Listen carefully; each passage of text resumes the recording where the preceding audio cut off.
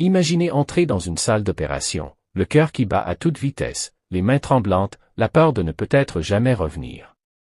Et soudain, une voix commence à chanter. Pas celle d'un médecin. Pas celle d'une infirmière. Mais celle d'un simple employé d'hôpital, qui cache lui-même une souffrance silencieuse.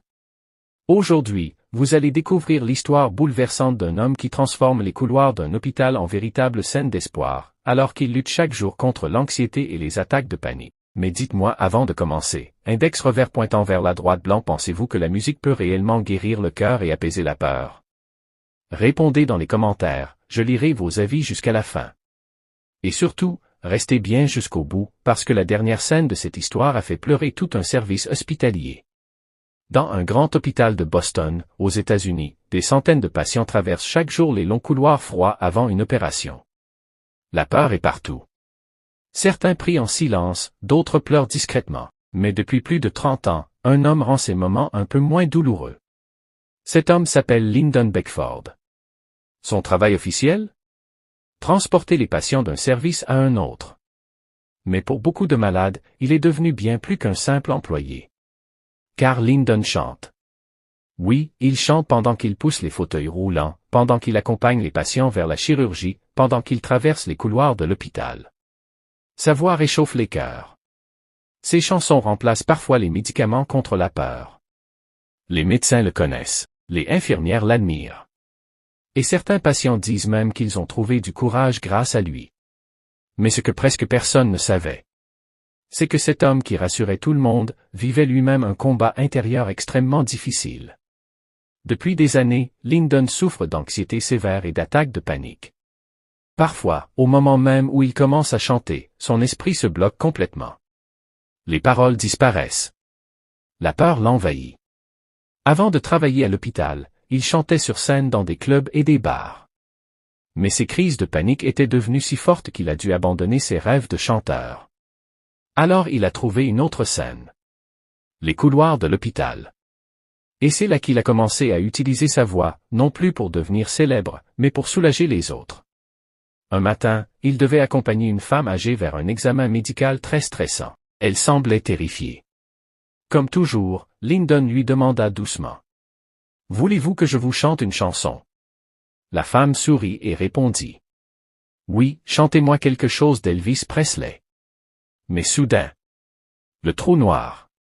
Impossible pour Lyndon de se souvenir d'une seule chanson. Son anxiété revenait. Son cœur battait vite. Sa respiration devenait lourde. Pendant quelques secondes, il pensa qu'il n'y arriverait pas. Puis il ferma les yeux, inspira profondément, et une mélodie lui revint enfin à l'esprit. Une chanson de Kenny Rogers. Alors il commença à chanter doucement. Et immédiatement, le visage de la patiente changea. Elle souriait. Elle semblait enfin en paix. Plus tard, cette femme déclara. Grâce à lui, ce trajet vers la salle d'examen était beaucoup moins effrayant. Mais l'histoire ne s'arrête pas là. Dans une autre chambre, une femme atteinte d'une tumeur au cerveau reconnut sa voix. Quelques jours plus tôt, Lyndon l'avait déjà accompagnée en chantant pendant un examen. Cette fois encore, elle lui demanda une chanson. Et lorsqu'il commença un vieux chant gospel, la femme se mit à pleurer. Pas de tristesse, mais d'émotion. Elle dira ensuite, « Il ne fait pas que nous transporter, il illumine nos journées. » Et c'est peut-être ça, le véritable miracle. Parfois, une voix sincère peut faire plus qu'un médicament. Des études ont même montré que la musique réduit le stress, améliore l'humeur et aide certains patients à mieux récupérer après une opération. Mais pour Lyndon, chanter n'était pas seulement une manière d'aider les autres. C'était aussi une façon de survivre à ses propres peurs. Chaque chanson était un combat contre son anxiété. Chaque sourire reçu était une victoire silencieuse. Et malgré ses douleurs invisibles, il continuait chaque jour à apporter de la lumière aux personnes les plus vulnérables. Parce qu'au fond, les personnes qui souffrent le plus sont parfois celles qui donnent le plus d'amour aux autres. Cette histoire nous rappelle une chose essentielle. On ne sait jamais le combat qu'une personne mène en silence. Derrière un sourire, peut se cacher une immense douleur.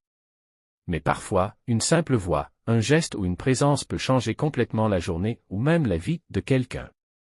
Lyndon Beckford n'était ni médecin, ni star mondiale. Pourtant, il est devenu un véritable héros pour des centaines de patients. Alors maintenant dites-moi dans les commentaires. Index revers pointant vers la droite blanc si vous étiez à la place d'un patient sur le point d'entrer en chirurgie, quelle chanson aimeriez-vous entendre pour vous donner du courage? Je veux vraiment lire vos réponses. Et si cette histoire vous a touché, abonnez-vous à la chaîne, activez la cloche et partagez cette vidéo avec quelqu'un qui a besoin d'un peu d'espoir aujourd'hui. Parce qu'une simple histoire peut parfois changer un cœur.